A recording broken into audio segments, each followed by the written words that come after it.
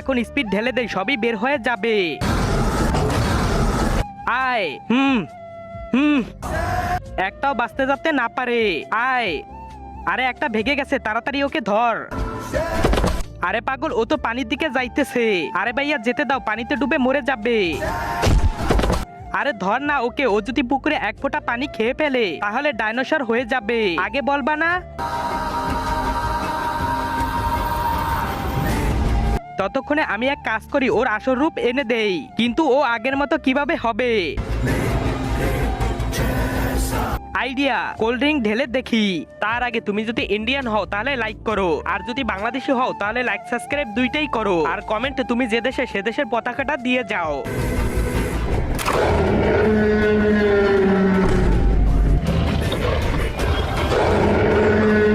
আরে dinosaur sir, আমাকে বাঁচা।